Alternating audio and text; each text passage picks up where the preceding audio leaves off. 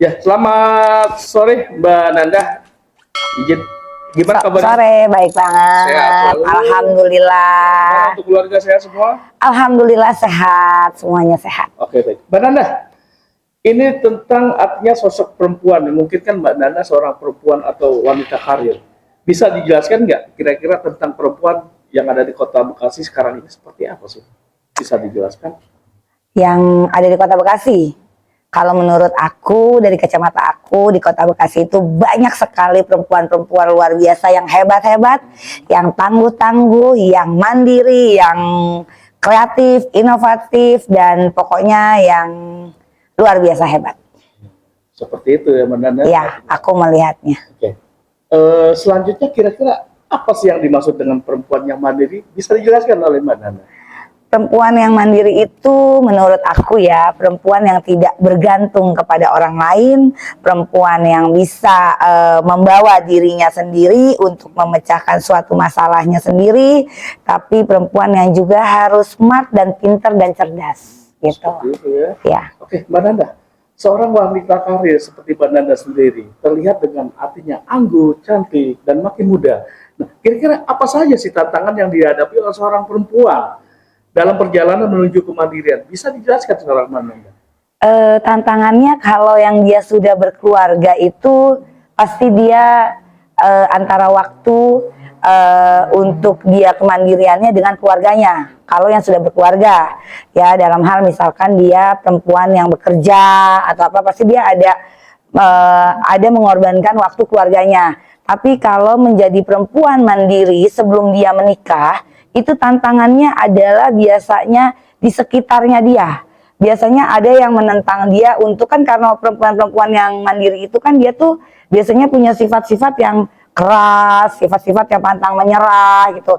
Nah biasanya tuh kalau yang belum menikah, banyak laki-laki, sosok laki-laki itu takut tuh mendekati perempuan mandiri tuh. Ya karena udah terlalu mandiri gitu, jadi apa-apa udah bisa mandiri. Tapi ada juga laki-laki yang suka sama perempuan-perempuan mandiri gitu. Tapi kalau yang kita udah berkeluarga tuh biasanya sih masalahnya tuh di pembagian waktu bersama keluarga sih. Artinya sekarang yang dialami oleh Mbak Nanda ini seorang perempuan yang mandiri sekarang ini? Aku mandiri dari sebelum aku nikah. Jadi sebelum aku menikah itu, alhamdulillah aku udah jadi sosok perempuan yang mandiri, perempuan yang kuat, perempuan yang optimis, perempuan yang selalu bisa melakukan hal-hal itu sendiri, sampai itu terbawa di saat ini berkeluarga. Tapi kalau sudah berkeluarga, kita harus tahu juga batasan-batasan kita sebagai ibu, sebagai istri, sebagai wanita. Itu harus ada batasannya, nggak yang kayak kita sebelum menikah gitu. Karena kan kita punya keluarga kan gitu. Mbak Nanda, ada pertanyaan yang sangat luar biasa sekali sekarang ini. Mengapa jadi perempuan mandiri itu penting? Benar kan? Iya. Menjadi perempuan itu sangatlah penting. Baik bagi diri sendiri maupun masyarakat. Nah, kira-kira makna dari konotasi itu seperti apa sih? Bisa dijelaskan Mbak Nanda? Kalau menurut aku kenapa harus penting ya menjadi wanita mandiri itu, kita tuh nggak pernah tahu kehidupan kita ke depan. Dalam arti kita juga nggak bisa bergantung kepada orang lain, baik itu suami ataupun orang-orang terdekat kita seperti keluarga dan yang lain-lain. Karena toh pada terakhir-akhirnya itu kita kan semuanya akan sendiri. Jadi ketika kenapa harus ditanya kenapa penting, itu sangat penting. Misalkan ketika contohnya di rumah lah ya, yang biasanya ada yang ngebantuin ART gitu, terus pas lebaran nih kayak gini kan nih, sekarang lagi suasana mudik nih, nggak ada ART. Nah kalau kita nggak bisa jadi mandiri atau kita emangnya selalu bergantung sama orang lain, itu akan menjadi beban buat kita. Artinya semuanya dikerjakan semua? Iya gitu. Tanpa jadi ada ketergantungan? Iya, tanpa harus ketergantungan. Dalam hal mencari uang juga begitu. Jadi kadang-kadang kan ada ya, misalkan kita yang bergantung dengan suami, kita pengen ini, pengen itu, minta suami nggak enak, atau mohon maaf, misalkan suaminya gajinya pas-pasan, terus kita pengen ini. Jadi menjadi perempuan mandiri itu bukan hanya harus nggak bisa bergantung kepada orang, tapi harus bisa kreatif menurut aku sih. harus kreatif dan cerdas dia. Cerdas itu nggak harus pinter loh, gitu. Jadi ya dia harus bisa mengelola dirinya sendiri, pikirannya sendiri gitu, dan menciptakan sesuatu yang memang bisa mengangkat ini loh, mengangkat selain derajat dia juga bisa membantu dia di keluarga gitulah. Mbak Nanda, bagaimana Anda bila melihat peran keluarga dan lingkungan sekitar dalam mendukung kemandirian seorang perempuan? Apa yang Mbak Nanda lihat? Banyak keluarga-keluarga itu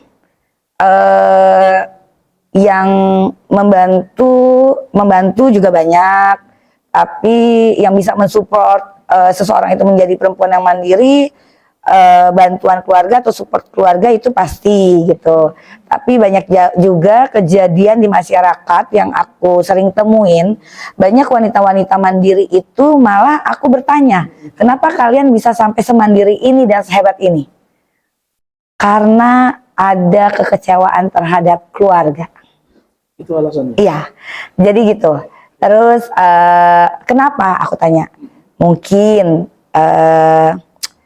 keluarganya tidak mensupport, keluarganya tidak mendukung, atau mungkin merasa direndahkan, atau merasa kayak gimana. Jadi bermacam-macam sih ya kalau ngomongin perempuan mandiri itu. Oke. Ada pertanyaan lagi nih, Mbak Manda. Apakah ada momen yang paling berkesan dalam perjalanan Anda menjadi perempuan yang mandiri? Kira-kira seperti apa? Salah satu contohnya. Aku kebetulan dari sekolah itu udah mandiri ya. Karena mama kerja, orang tua kerja, kita kan mandiri. Ada satu momen di mana mungkin dari kecil aku mandiri. Ada satu momen di mana ketika aku sekolah, itu kan aku sekolah aku tinggal di Pondok Gede, tapi sekolah aku di Utan Kayu, jauh kan. Nah, kalau orang tua aku dibilang berkecukupan ya cukup, dibilang susah banget enggak. Jadi uang sekolahnya tuh pas-pasan. Tapi ini aku inget terus nih sampai detik ini. Jadi makan itu uang saku paling untuk keluar main pertama, ya, atau keluar main kedua. Kita kan udah suka lapar. Jadi alhamdulillah aku dikelilingin teman-teman yang baik, orang-orang yang baik. Jadi aku sering minta makan sama mereka. Itu udah satu bentuk kemandirian ya, bukan numpang. Artinya tidak setiap hari ketergantungan dengan Iya, mereka. enggak. Tapi dengan aku misalkan nih ke rumahnya itu bukan numpang makan, cuma numpang makan doang. Misalkan belajar bareng, berdiskusi bareng, atau dengerin mereka cerita, dengerin mereka curhat gitu. Jadi bukannya numpang makan doang gitu, tapi kita kasih sesuatu juga untuk mereka. Misalnya kayak mereka tuh mau curhat sama kita, ya kita dengerin. Jadi sebegitunya, dan itu aku ingat banget sampai detik ini bahwa aku dulu sering banget tuh maksudnya dijajanin atau numpang makan sama orang. Jadi kalau sekarang ketemu teman-teman aku yang nolong aku tuh pasti aku benar-benar yang terima kasih banget sama mereka. Artinya pada zaman itu momen yang sangat luar biasa. Momen yang luar biasa, dan aku pernah merasakan di mana aku cuman punya duit 5.000 perak gitu. Jadi saat itu hal yang sangat luar biasa banget. Makanya aku bilang kenapa perempuan mandiri itu biasanya terbentuk dari rasa sakit. Karena dia pernah ngerasain gimana rasanya rasa sakit, rasa kecewa, rasa nggak punya, gitu. Pasti itu bakalan jadi motivasi dia sih. Artinya pada waktu memegang uang, memiliki uang 5.000 itu luar biasa sekali. Luar biasa banget. Itu mungkin udah yang cuma punya 5.000, tapi alhamdulillah kita tuh kalau kita berbuat baik, kita berpikir baik, kita dikelilingin orang baik, insya Allah semuanya sih aman. Dan bagaimana cara menjaga motivasi dan tetap optimis dalam menghadapi rintangan seorang perempuan seperti Mbak Manda seperti apa? Yakin aja. Caranya itu aku harus optimis dan harus menjadi orang baik. Itu doang. Ya. Walaupun misalkan sifat aku, misalkan sifat kita nih dilihat orang nggak baik gitu ya. Tapi orang yang tahu kita baik, dia akan merasakan banget feedback kita baik gitu.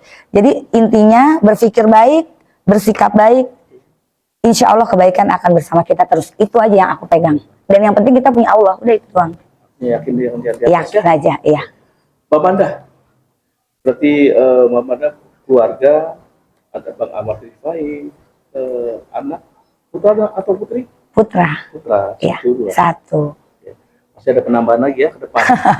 Insya Allah. Mbak Manda terakhir, pertanyaan terakhir memang yang sangat luar biasa sekali menyangkut seorang perempuan. Ini kan zaman sudah canggih sekali ya, Iya. artinya udah ada medsos, sudah ada segala macam, sudah ada Facebook, ada segala macamnya. Nah, gimana seorang Mbak Manda menyikapi apabila adanya terkait masalah untuk perselingkuhan? Ini kan banyak sekali nih, ada CLBK yang disebut nanti perselingkuhan. Ya kan? Nah, seorang perempuan atau Mbak Manda sendiri gimana menyikapi Menyikapinya hal ya. seperti itu? Menyikapi hal itu. Bisa dijelaskan Mbak Manda? Lagi rame ya perselingkuhan. Lagi booming. Ada gara-gara nanti reuni akhirnya Betul. selingkuhan. CLBK. Buka puasa bersama. Iya iya iya. Dan ini pembahasan paling seru. Kenapa nggak dari awal aja tadi dibahas tentang perselingkuhan? Artinya memang di sini statement saya seperti itu dulu. Jadi Oh, gitu. yang terakhir kayak kita film India. Iya, iya. Yang pertama kalah dulu kayak gua. Iya. Nah, kira-kira gimana seorang Mbak Manda ini menyikapi adanya perselingkuhan dengan zaman sekarang seperti yang tadi saya bilang sudah meramai di medsos, dengan tadi Mbak Manda bilang, artinya Mbak Manda bilang tadi dengan adanya buka puasa bersama, pertemuan taruhan ini, pasti kan ujung-ujungnya seperti itu. Gimana cara menyikapi seorang Mbak Manda seperti itu? Kalau aku menyikapi perselingkuhan ya, kebetulan di sekeliling aku itu banyak banget yang bercerita tentang hal itu gitu. Jadi kalau menurut aku sebagai perempuan ya, kita tuh harus bisa memintarkan diri kita terhadap pasangan kita, dalam arti kita terhadap pasangan kita nih kita bisa menjadi teman, sahabat, adik, istri, dan semuanya. Kita harus bisa punya, sebagai perempuan tuh kita harus punya bermacam karakter dan berbagai macam wajah untuk suami kita doang gitu. Nah, kenapa? Karena kan namanya perkawinan itu kan seumur hidup ya, bener nggak? Ketika kita tidak bisa membawa diri kita ke suami kita, misalnya, itu akan membosankan pasti di pertengahan itu. Kita nggak mungkin, jujur aja, pasti kalau begitu-begitu terus bosen kan. Tapi kira-kira kebosanan itu berapa persen sih? itu namanya orang udah berumah tangga, pasti akan ada titik jenuh, titik bosan. Makanya kita sebagai istri itu harus pinter, gimana caranya biar bisa bikin nih, misalnya udah agak kayak gimana nih, kita bisa manja-manja, kita bisa kayak gimana. Jadi kita menghilangkan rasa kebosanan seperti iya, kita harus pintar Pak. Ya, disikapi dengan itu. Walaupun kita, nah ada juga gini, kadang-kadang jeleknya perempuan mandiri itu dia suka susah diatur, egois. Itu pasti jeleknya perempuan mandiri. Jadi kita boleh nih, maksudnya kita hebat. Kita boleh, kita bisa apapun tanpa laki-laki. Tapi ketika kita sudah menjadi seorang istri, ketika kita mempunyai suami, tetaplah kita menghargai suami kita sebagai suami, walaupun sehebat apapun kita. Nah, jadi di situ kita bisa punya peranan bermacam-macam. Jadi kalau aku nih sama suami ya, kebetulan kita tuh kenal dari SD, SMP, pacaran juga lama. Coba bayangin tuh, ya kan? Ada putus sambung dong. Nggak ada kebetulan waktu itu, iya. Sekali doang. Coba bayangin itu gimana. Nah, aku tuh kadang berperannya ya jadi kayak adiknya dia, teman, istri. Jadi ya membuat hal-hal yang tidak membosankan. Dan jadilah pendengar yang baik untuk suami kita, dan jadilah teman cerita yang baik untuk pasangan hidup kita, dan jadilah pemecah masalah untuk pasangan hidup kita gitu. Nah, tadi yang saya ucapkan dan ungkapkan ke Mbak Manda, artinya adanya perselingkuhan itu kan di awal dari pertemuan, reunian, ya kan? Banyak. Ada juga dari media sosial. Media sosial Iya. Dari apapun, dari WA yang nyasar. Nah, Kira-kira menurut Mbak Manda ini seorang perempuan yang mandiri seperti apa menyikapi dan mencegah seperti itu? Ya itu tadi menyikapinya itu ya kita juga harus melek sama media sosial. Kadang-kadang nih suaminya pinter banget main media sosial, istrinya nggak boleh main. Bener nggak? Kalau dia main media sosial, istrinya juga harus main dong. Dia punya TikTok, istrinya juga punya TikTok dong. Bener nggak? Kalau aku sih menyikapinya begitu. Tapi intinya adalah jadilah pendengar yang baik, jadilah bisa memberikan solusi yang baik atau teman bercerita, teman bicara. Karena beberapa aku pernah tanya sama teman aku yang laki-laki ya, kenapa kalian selingkuh padahal istrinya udah cakep, istrinya pinter, kaya, hebat segala macem. Dia cuman bilang, gue merasa direndahkan. Kalau ngomong istri gue nggak pernah mau kalah, gitu. Terus jadi kayak disepelekan. Nah, ini yang mandiri banget.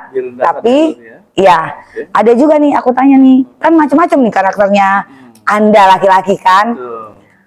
Gue bosen, bini gue kalau diajak ngomong diem aja, nggak pernah ada solusinya atau apanya, cueknya. Jadi kayak nggak satu frekuensi, nggak nyambung. Nah, iya kan?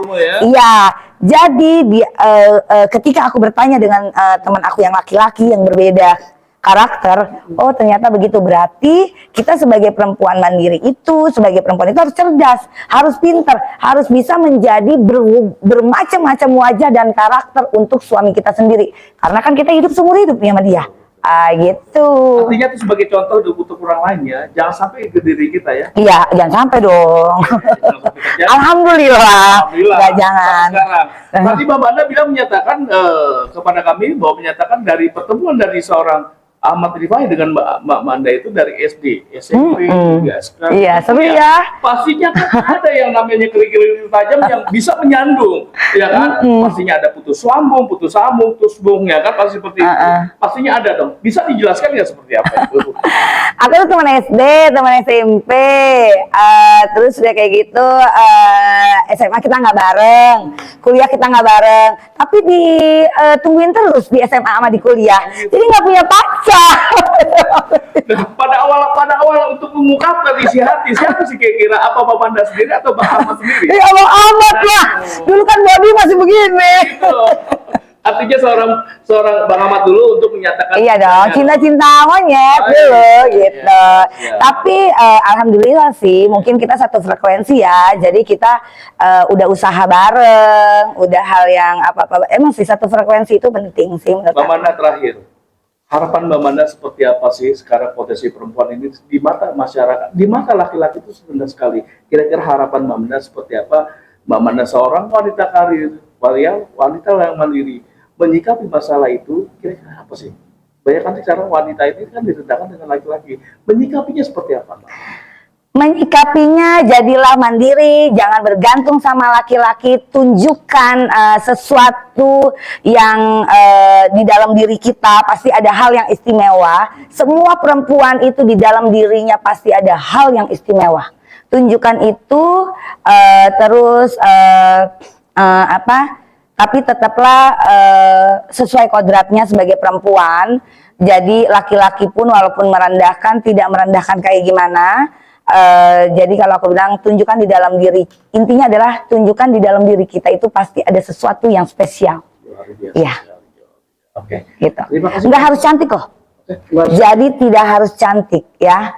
Jadi untuk para perempuan-perempuan yang di luar sana, untuk menunjukkan siapa kamu dan di dalam diri kamu itu ada yang spesial, tidak harus cantik ya. Gitu. Terima kasih Mbak Manda, saya terima kasih. Oke, pemirsa Media News Indonesia, kami sudah mewawancarai eksklusif daripada Mbak Manda, seorang tokoh masyarakat, perempuan yang sangat luar biasa, perempuan yang sangat mandiri sekali. Ya, sudah kita wawancara sangat luar biasa dengan jawaban-jawaban yang kita kasih pertanyaan ke beliau. Alhamdulillah sampai saat ini juga pertanyaan sudah dijawab semua. Terima kasih untuk wawancara eksklusif kepada Mbak Manda sebagai tokoh masyarakat, wanita karir dan wanita mandiri. Terima kasih. Assalamualaikum warahmatullahi wabarakatuh.